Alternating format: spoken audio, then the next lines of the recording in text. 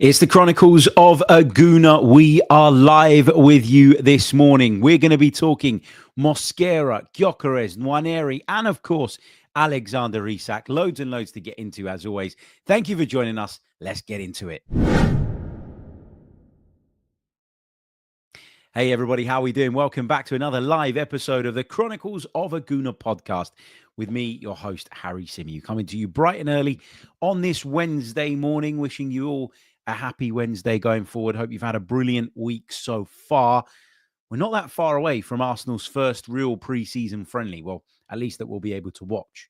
Arsenal playing next Wednesday at around about 12:30 UK time. Hoping to do a watch along for it. If things work out in the way that I'm hoping, we'll be able to do that. So that should be fun. I do try wherever possible to bring you guys watch alongs when it comes to pre-season friendlies. I think we're normally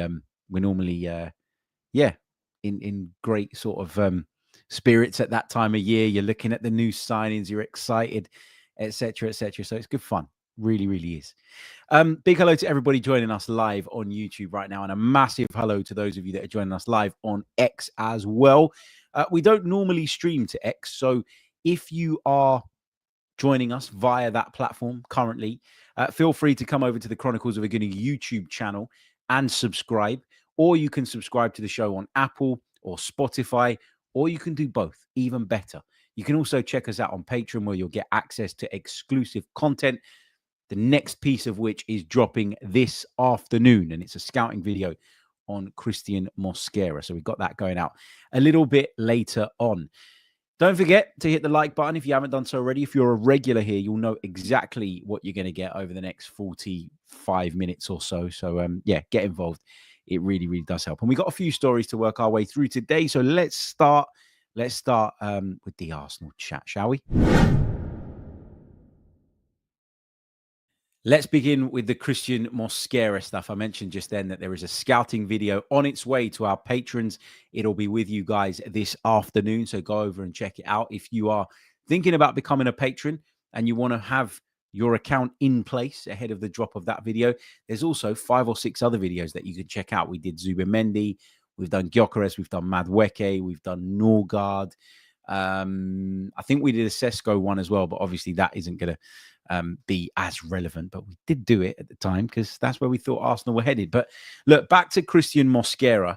Arsenal apparently have exchanged documents with Valencia. This is all done.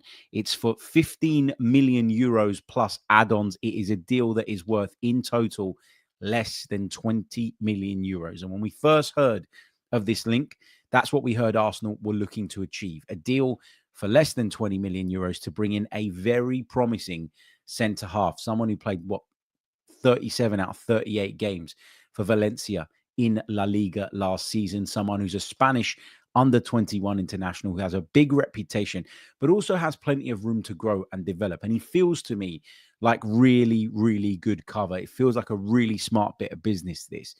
And I've talked a lot about signings that have excited me and maybe signings that haven't so much over the course of this window so far. There are a lot of signings that, they don't really hit kind of either end of the scale, okay? Mosquera is one of those. I don't sit there and go, oh my God, we've got Cristhian Mosquera, we're going to win the Premier League now. But equally, I'm not disappointed by the signing or even underwhelmed. This is one of those that fits firmly in the middle in terms of makes a lot of sense. There's a real huge potential upside. And is the downside that big? If it goes south, if it goes wrong? No, it's not, because we're talking about less than 20 million euros, which to you or me is a crazy amount of money. But in this day and age in football, it doesn't feel like a significant risk to be taken. So I'm really pleased with the Mosquera business. And I think when you watch the scouting video that we've got coming out later today over on Patreon, I think you'll appreciate why Arsenal have gone out and been quite determined, actually, to get this player in through the door. Now, we think that the medical is taking place today on Wednesday. Not sure if we are going to get, if we're going to get an announcement today or if that's going to come later in the week. I'd suspect that if the medical's taking place today, it probably happens later in the week. Will we get a Noni Madueke announcement? Don't know. Not sure. We could do, because I thought that there was a possibility of that coming yesterday. We might get it today. I wouldn't be surprised if we finish recording publish the podcast, and boom, there it is. But look, we've discussed Noni Madueke to death, haven't we, over the last few weeks? There's not really much more to say on that other than let's get behind the player. Let's see how he does. And while he's wearing red and white, he's going to have our support, regardless of what people felt about the signing. And we talked about it in a lot of detail. Is it really about Noni Madueke, or is it about the fact that we signed him from Chelsea? Is it about the fact that there's other players that Arsenal fans have been looking at and thinking they would be a really great fit, perhaps a better fit, in our opinion, than Noni Madueke, yet we've spent £52 million on him? That's not on the guy himself, right? He's had an opportunity to leave Chelsea and join a club where he probably feels he's going to play a more prominent role than the one he's playing at Chelsea at the moment. But he probably also thinks that Arsenal being ahead of Chelsea in terms of their development at the moment, and I know people will make the argument that they're world champions and all the rest of it, but Arsenal and Chelsea in terms of the Premier League have been miles apart now for a good few years. So I think all of that factored in, you can understand why Noni Madueke jumped at the chance. You can understand why he would probably be really excited about this move. It feels a bit shitty of us, really, to rain on his parade. Let him come in, let him get his feet under the table. Let's see how he settles in. Let's see how he does. And we can judge him based on that rather than judging him on the kind of the feeling around the deal. Because there are, as I mentioned, multiple factors that are completely out of Noni Madueke's control that have certainly impacted on the fallout from this. So yeah, let's see how that goes. Let's talk Ethan Nwaneri as well, because some really positive news about him broke last night. Now, for a while, there's been a lot of discussion about Ethan Nwaneri. There's been suggestions that he was umming and ahhing over signing a new Arsenal deal. Chelsea was said to be interested, and it's since been reported that there were clubs on the continent as well looking at Arsenal's Ethan Nwaneri. Look, I really like this player. I think he's a huge talent. I think he's got so much more in his locker. I think he can go on and be, honestly, an Arsenal legend if he continues on the right path and his trajectory goes the way I think it will. Genuinely, I'm not overplaying this. I really do believe that Ethan Nwaneri has everything it takes to go on and be a top player. And I can't wait to see how he's going to develop at Arsenal over the coming years. Was I a little bit nervous at times? Yes, because there were multiple people reporting that there were a couple of issues and a couple of sticking points regarding these negotiations. Gunner Blog obviously reported that, there was that kind of hold up. There was a bit of an uncertainty from Ethan Nwaneri's side about what was going to happen. There were reports of, and I can't remember if Gunner Blog specifically reported this, so I don't want to say the wrong thing, but I can remember some people saying that he had asked for a guarantee around playing time. And there are a lot of Arsenal fans that responded quite angrily to that. There were a lot of Arsenal fans that looked at that and went, well, hold on a minute. Like, you're still a kid. You're still coming up through the ranks. Yes, you've shown great signs of promise, but who the hell are you to go into the manager's office of a huge football club like Arsenal and say, I demand that I get X amount of minutes, otherwise I won't sign the deal? And it's now come to light that never happened. Ethan Nwaneri never sought a specific number of minutes to be kind of included, maybe not necessarily in the contract, but even in the discussions. Ethan Nwaneri's people have done this before. They are very, very good at stalling these things. They're very, very good at negotiating clearly, because they got him favorable terms when he signed his first deal in comparison to, I'd imagine, what was probably being offered at the first time that the two camps spoke. Then you sort of look at, the fact that they leave it quite late normally to make sure that, Arsenal are in a position where, they're really having to work hard and give up as much as possible, meaning that Ethan Nwaneri's people can get as much as they possibly can out of Arsenal. Listen, I've got no problem with that. It's actually refreshing to hear of a young footballer, I've said this before, having a group of people around him that genuinely have his best interests at heart. Sammy Mockbell's reported that it's a 4-year deal, that's what Ethan Nwaneri will be signing with Arsenal. But I think this is big. And there's also a bit in the Athletics piece from David Ornstein, where he says that Ethan Nwaneri is going to be playing a more central role. Now, I think some people took that as central in terms of he's going to be more key to the plans. Others took it as central, as in he's going to play in a more central position. That's how I took it. I think the idea for Ethan Nwaneri is to have him playing a Martin Odegaard type role. The idea is that those two can share that role together.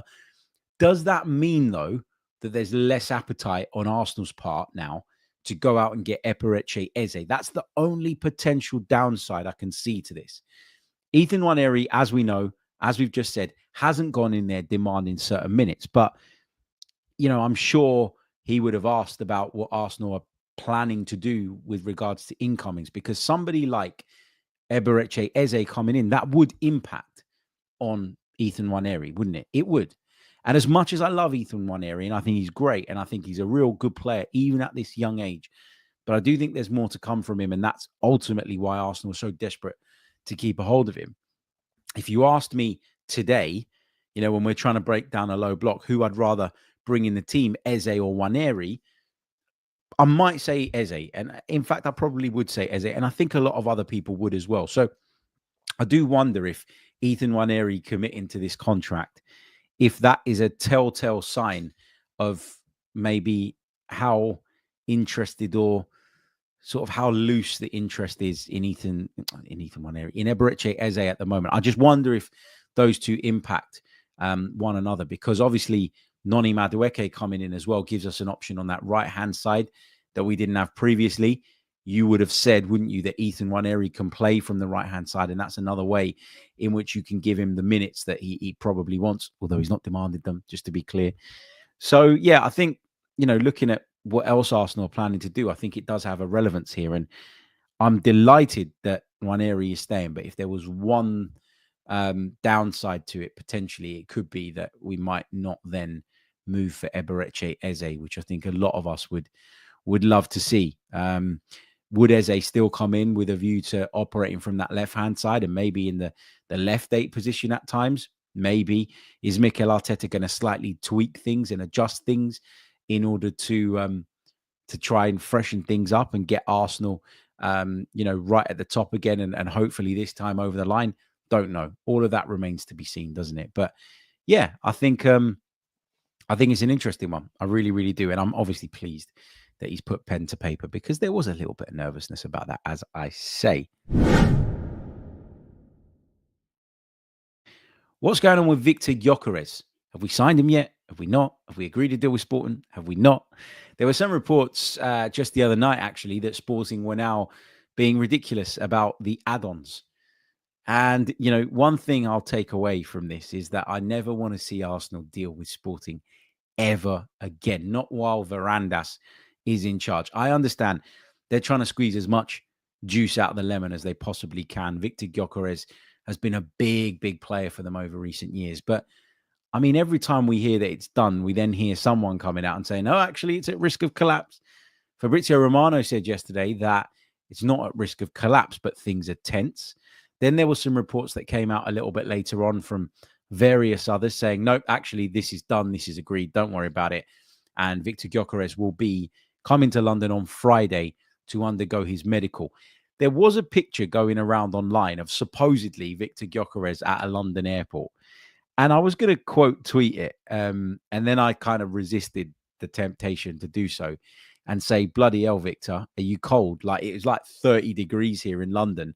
And there was this picture of Viktor Gyökeres in this huge coat and really warm clothes. And people were trying to pass it off as a picture from just the other day, which I think is crazy. But listen, I've taken the conscious decision recently that I'm not going to bother wasting my time arguing with things that I don't agree with online. What's the point? Each to their own, innit? That's how I'm gonna operate moving forward. But yeah, it sounds like the Gyökeres thing is, as I keep saying over the last few days, slowly but surely edging towards that desired outcome. Hopefully it's all ratified and wrapped up in time for him to go out with the team on Saturday to Singapore for those preseason games. Now, listen, he might be on that plane and Arsenal might announce it on Sunday or Monday or whatever, as long as the paperwork's been exchanged between the two clubs and everything's Agreed, Arsenal might need a little bit more time just to get their media stuff in order and all the rest of it and be ready for that actual official announcement, which I hope is a big one. I've heard Tom quite a bit over the course of this summer so far, talking about the importance of announcement videos. I'm not as big on that. I don't really care as much. But I think with this one, given how long we've all had to wait, the ups and downs, the roller coaster of emotions that in a lot of cases we've had to suffer as this has kind of developed slowly, I think we could. I think the least they owe us is a big announcement video, and one that that goes down really, really well. So, Arsenal media team, you got quite the job on your hands with this one. Let's just say that. Look, really, really short pause. When we come back, we're going to have that Alexander Isak discussion. Good to see as well. Gallagate Shots, Chris from Gallagate Shots is in the chat as well. Brilliant to see you, mate. Bit of a Newcastle perspective on this one. Let's see what he has to say in the live chat box as well. And we'll take a load of your thoughts and questions. Short pause. When we come back, we're getting into it. You're listening to the Chronicles of a Gooner. Like and subscribe. That's right, baby. You're listening to the Chronicles of a Gooner podcast with me, your host, Harry Symeou. Don't forget to leave a like on the video if you haven't done so already. There's about 700 or so with us live right now on YouTube. We've only got 100 likes on the board. That means only 1 in 7 of you could be bothered to press the like button. Don't hit the love heart in the chat. Just scroll to the left and hit the like button on the actual video. It really, really does help. Also, subscribe to the channel if you're new. We hit 43,000 here on YouTube yesterday, which is great to see. Can we get to 45 sooner rather than later and then start building to that magical half a century mark? A big thank you as well to everybody that listens to the show on Apple or Spotify. It's amazing to see such a big community on those platforms as well. But if you haven't done so already, leave us a review. That really, really does help, especially on Apple, where we are struggling a little bit for those reviews because we lost a bunch when we changed platforms. And despite my best efforts to get in touch with Apple, it's just not happening. And no one seems to be able to help me or want to help me. I don't know. It could be either. But anyway, let's talk Alexander Isak, shall we? Because this is a story that developed quite a bit yesterday and has sparked quite the discussion within Arsenal circles. Let's do that now. Right. So let's just refer to David Ornstein's tweet about this, and then we'll unpack it and we'll discuss the kind of bigger picture around this. Right. So David Ornstein reported yesterday at 2:21 p.m. UK time that Liverpool have made an approach to sign Alexander Isak from Newcastle United. Liverpool say they've made no formal bid, and they're well aware that Newcastle's stance has always been not for sale, but they have communicated their interest in a deal for the 25-year-old Swedish international worth in the region of £120 million. What does Chris from the Gallagate Shots, my good friend, have to say on this? This is one of the best, if not the best, Newcastle United podcasts out there. So make sure you go and give it a follow if you're interested. You can click on his name in the chat and it will take you straight to the channel. He says, every player is for sale, including Isak, despite what Newcastle say. But at £120 million, he isn't going anywhere. If that's increased to 150, then maybe Newcastle will listen. Hope you're well, Harry. I'm well, mate. Thank you. And thank you for being in the live chat. Really, really do appreciate it. So look, it's clear that the Newcastle faithful feel that there is a price point whereby Newcastle would move Alexander Isak on, but 120 million isn't it. And Liverpool are going to have to do much better than that if they're going to sign him. Now, there's also this Hugo Ekitike stuff, right? Where Newcastle are said to be interested in Hugo Ekitike. It was reported a couple of days ago that they had sent a delegation over to Germany to hash things out with Eintracht Frankfurt in the hope that they could reach a deal for him. And then you hear of Liverpool being interested in Ekitike as well. And it feels like a bit of a power play, this, from Liverpool. They're the Premier League champions. They're in a position of strength. And it feels like this is a power play. It feels like they're saying, sell us Isak, or we're going to rival you for Ekitike. And with all due respect to Newcastle United, Liverpool probably win that battle. So this is Liverpool flexing their muscle. This is Liverpool flexing their power in the way that only the Premier League champions can. And do you blame them? No, you don't. I find it strange that Liverpool, who for such a long time have been talked about as a club that are unwilling to spend crazy amounts of money and have always been quite, studious in the way they do things, that already having spent tons and tons of money, having spent 120 million euros or whatever it was on Florian Wirtz, that they'd be willing to break the bank again in a similar way to get Alexander Isak in. But listen, their interest is there. So who am I to say that that's not like Liverpool? Maybe Liverpool have changed. Jurgen Klopp used to tell everybody that he'd never sign 100 million pound players. Liverpool are very much in the business right now of trying to do that and trying to make that happen. And fair play. Look at it from an Arsenal perspective now, right? Because we're an Arsenal podcast, and this is what I find really interesting about this whole thing.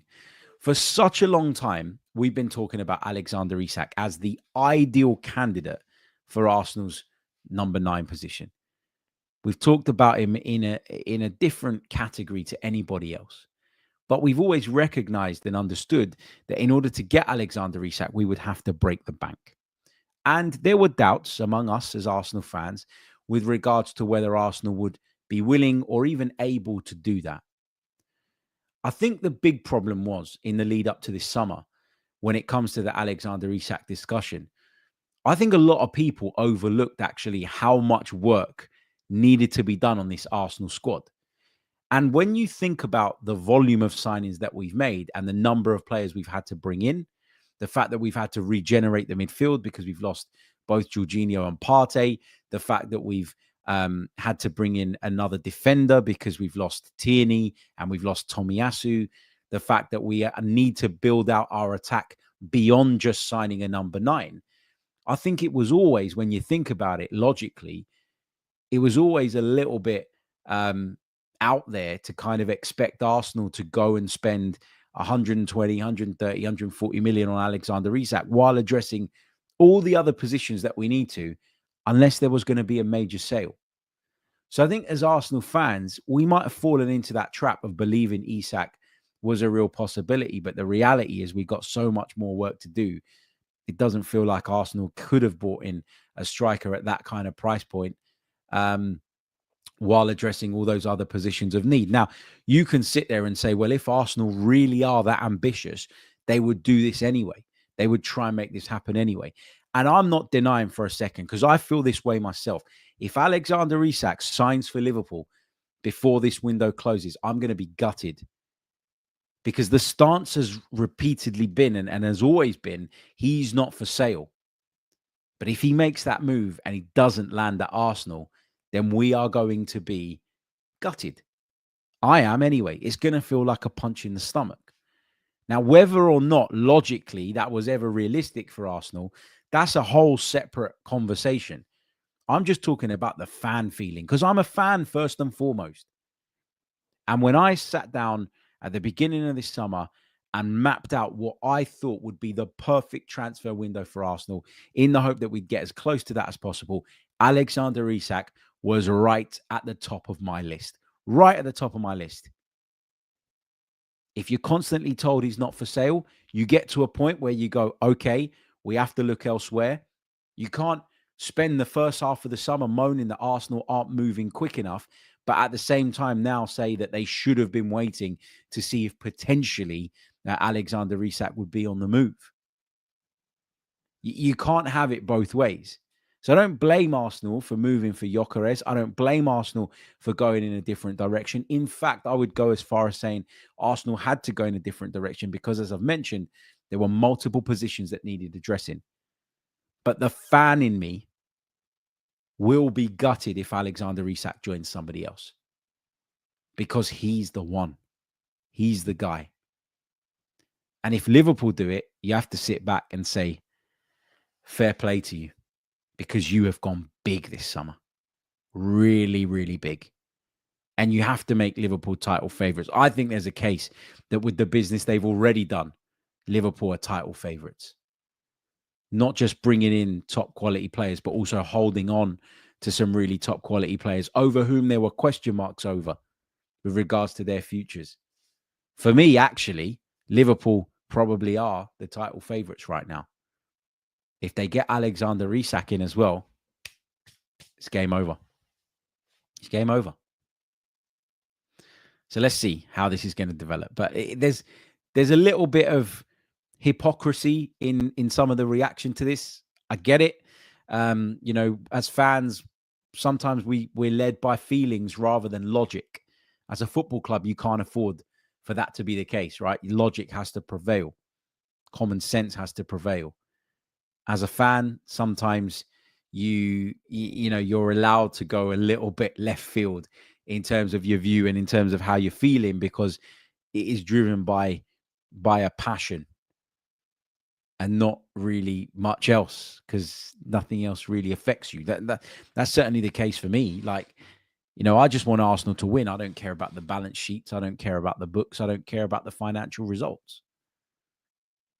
It's just about, getting the best possible team on the pitch. And Alexander Isak would have been a huge contributing factor to that. I made my peace with the fact that we weren't going to sign him. I made my peace with the idea of him not leaving Newcastle this summer. If one of our rivals go and land him, that's going to be hard to take whichever way you look at it. Steve Stone is back in the chat. Great to see you, mate. Hope you're doing well. Hope you're feeling much, much better. Welcome back. He says, Harry, no way could we afford Isak with all the other positions that we had to fill.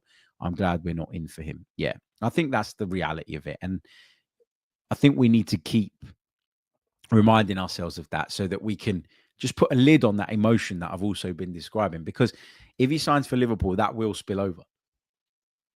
It's about how quickly you can clean it up. That's how I'll put that.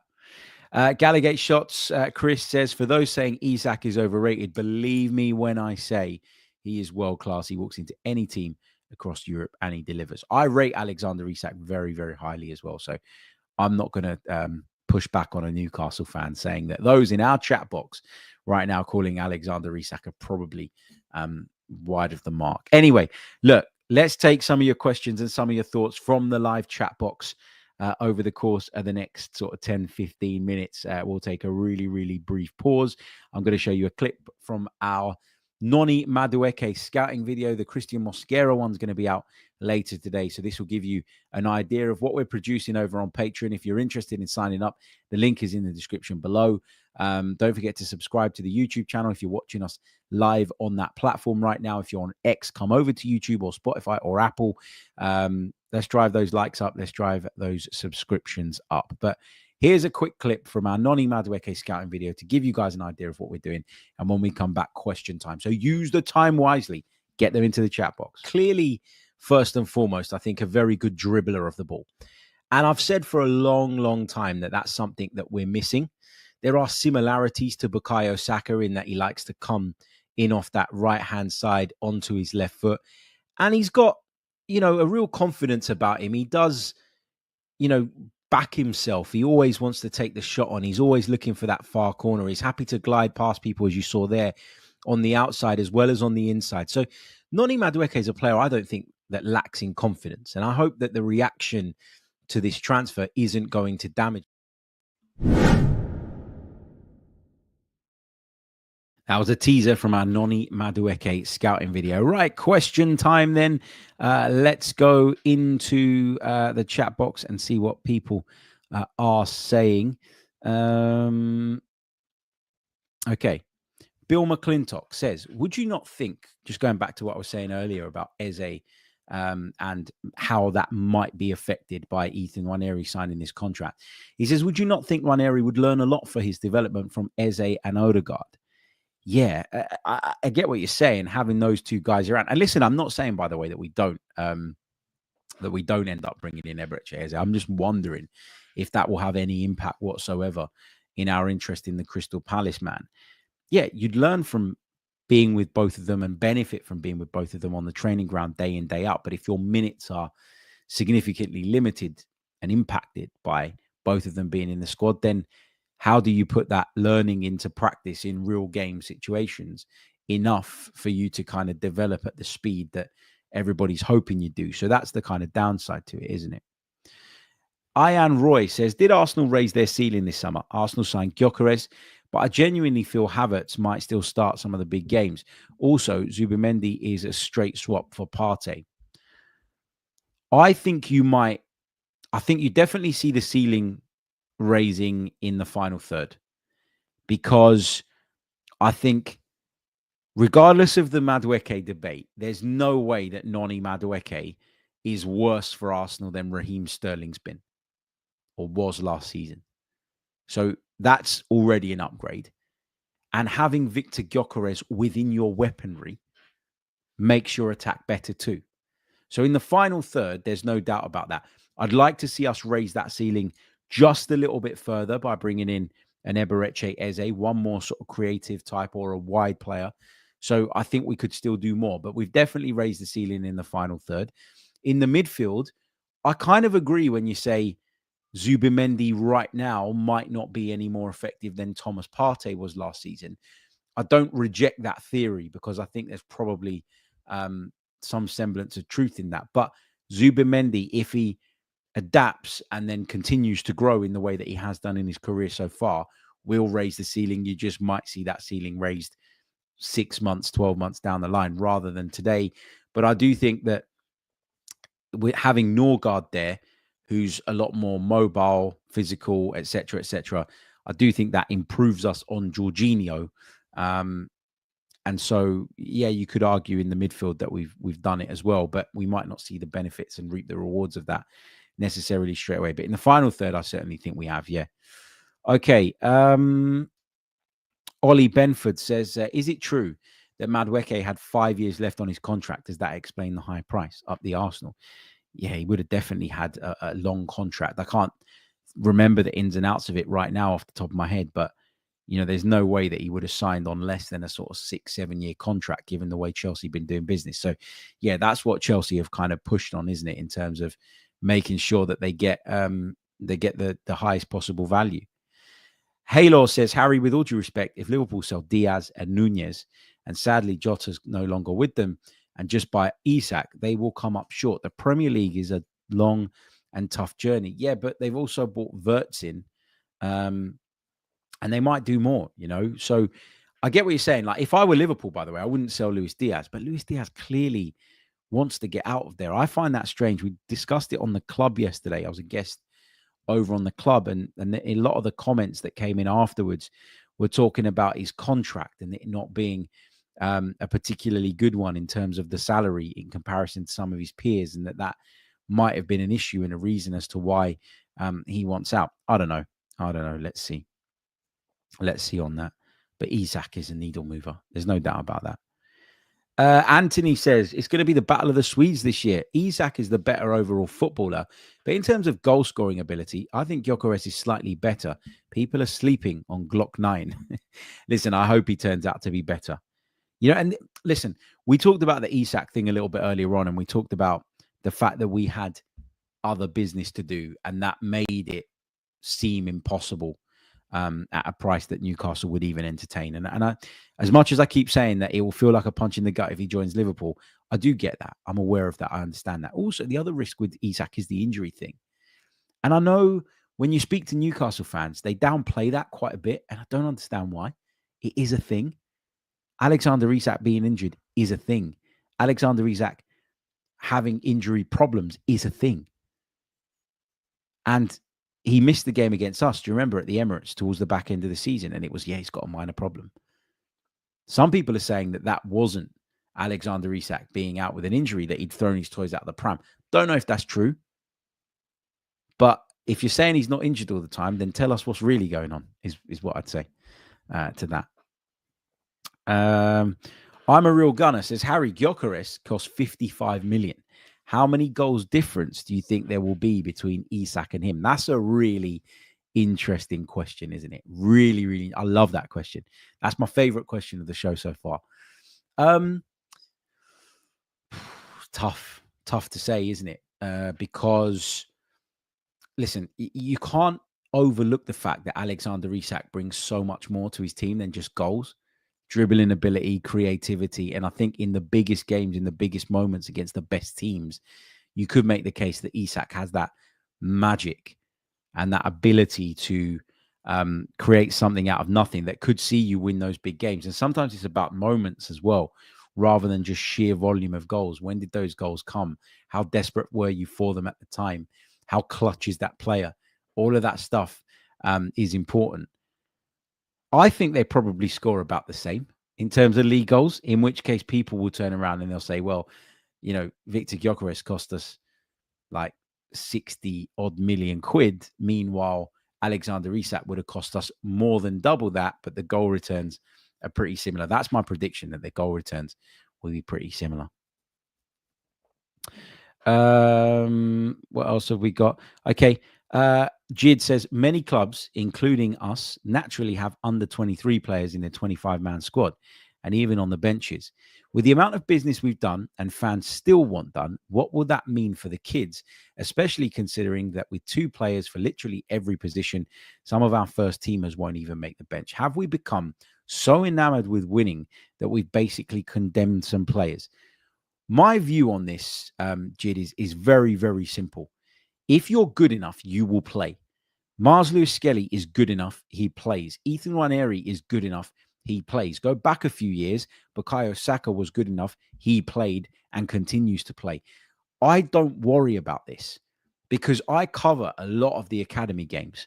I watch a lot more academy football than your average Arsenal fan, and that's not me trying to discredit other people's opinions, but I do because of my job. And a lot of the time, I look at the players and I think, you're not ready. It's very rare that I look at a player playing in an under 21s Premier League 2 game and go, my God, he is ready for the first team. It happens from time to time, but it doesn't happen as often as you'd think, because the jump up from academy football to senior football nowadays is bigger than it's ever been. And then you face that kind of that conundrum of, well, what do you do with these players then? Do you loan them out to Championship, League One, League Two clubs where they're going to play a completely different style of football, can't really show off their technical ability and skill set in the same way, but they toughen up and grow up physically and understand what senior football is all about? Or do you have them try and embark on a very congested path to get into the first team at Arsenal? I think it's really, really interesting as a kind of general and wider point. But for Arsenal, it is about winning now, mate. That's where we're at. And even in our pursuit of winning and in our pursuit of silverware over the course of these last few seasons, we've still brought through young players. So I'm confident that Arsenal have found that balance. I don't think you'll ever get a perfect balance when it comes to that, but I think Arsenal are better than most clubs at doing that. Samus says, say we get our supposed targets over the line, what's your starting 11 next season? I'm going to not answer that question. I'll tell you why I'm not going to answer that question, because I am planning to do a bonus pod, if not today, possibly tomorrow. But at some point this week, I've got a pod in mind. I've already made the thumbnail for it, which is, where have I got it? I've got it on my phone somewhere. Oh no, don't tell me I didn't save it and I overrode it with another one. For God's sake. It was basically sort of what Arsenal's squad's going to look like for the 25-26 season. And it was looking at all the positions, figuring out the depth that we have in each area with some graphics. And I was going to finish that pod by talking about what my starting 11 would be. And I know we keep talking about the fact that we need to stop looking solely at starting 11s and see the bigger picture and the wider picture, and that this is a squad game now more than it's ever been. But that was how I was going to round off that show. So I'm not going to answer that question, but thank you for the question. No offense, but I've got a bit of content specifically coming out to do with that. So we'll save it for then.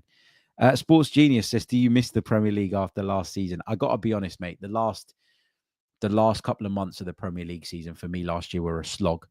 Our focus was on the Champions League, and especially after we went out of that, it was like, let's hold on to second. But nobody really wants to celebrate holding on to second because you wanted so much more at the start of the season. Do I miss it now? Yeah, I miss it now. I miss it now. We've had like a couple of months now, almost without it, and I'm very much at that point now where I want to start talking about actual football rather than transfer rumors. So I can't wait for it to come back. I really can't. That's the great thing about football. There's always another season. What else have we got? Just trying to pick out some stuff that I haven't already touched on. So there's a couple of questions about Isak and what that would mean for Liverpool if he was to join them. So I'm not going to do those because we've already done that. Jid has responded to my point about the under 23s. He says, we brought up those under 23s. I'm assuming he's talking about Luis Skelly, Nwaneri.